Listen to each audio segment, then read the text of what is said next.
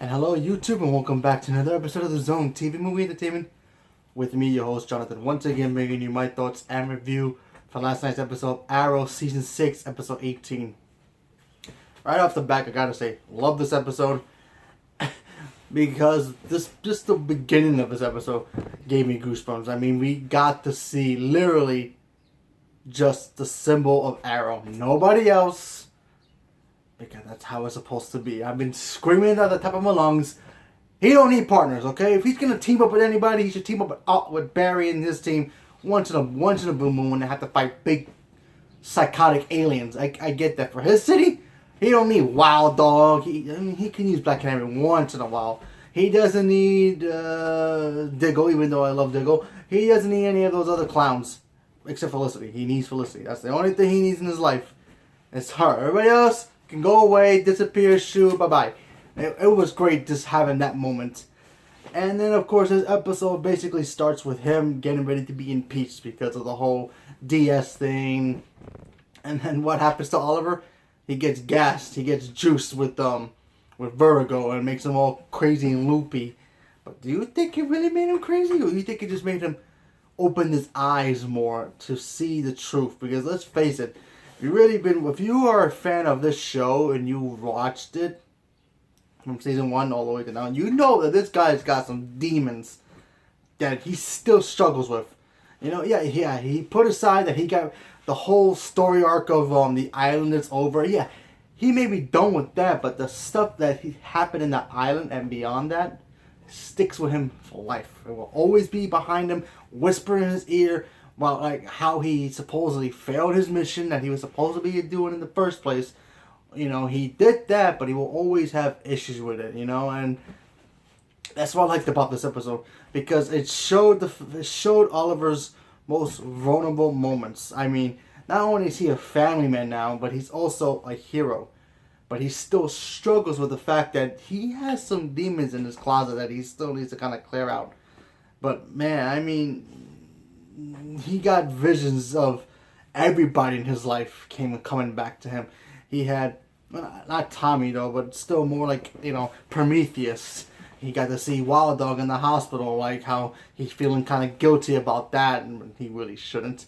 But Laurel, how it was hit. I liked how in this when they show Laurel, and then Prometheus is like, yeah, you let a lawyer team up with you who had a couple of boxing lessons and a couple of night fighting school to become your partner fighting real criminals out there.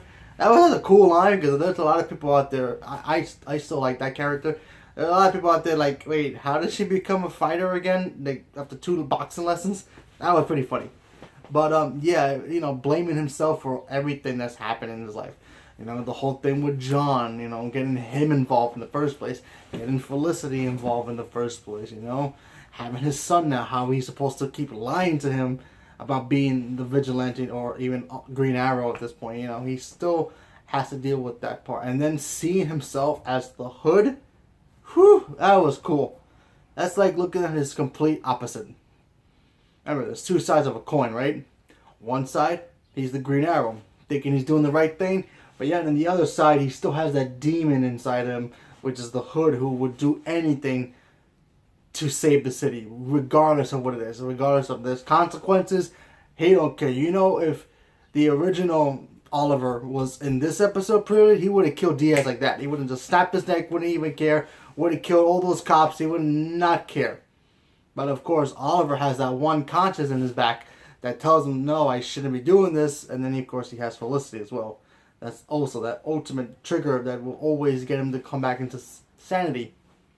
That's how I saw this episode, and I really liked it a lot. It was such a cool episode.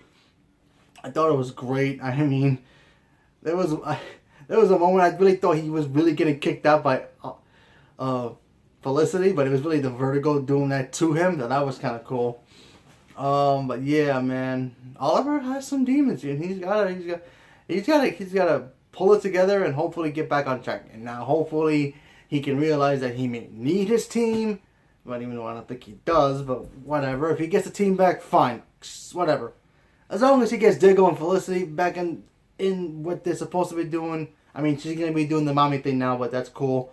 But if she does the Oracle thing, even better. And Diggle needs to get back. But if Wild Dog and the others don't come back, who cares? Honestly, I don't care at this point, man. Oliver is Oliver, and he's the best. This show is great, even with just him in the show alone. But yeah, like I said, I really like this episode a lot. It shows how much Oliver has grown, but yet he still has a lot to go with growing, with all his past and how he has to deal with that. But yeah, it was kind of cool. I'm just wondering what's going to be the whole finale about this leading into season 7. Because who knows? Obviously, he's probably going to capture Diaz. Either Diaz comes back, either gets captured at the end of it, or a bigger bad guy for next season is going to come and kill Diaz and we blame Oliver or something. Who knows? But I'm looking forward to seeing what happens moving on. Because next week's episode, who knows what can happen there. But yeah, like I said, so leave a comment below. Let me know what you guys thought about this episode. And stay tuned for more. And thank you very much. And have a good day.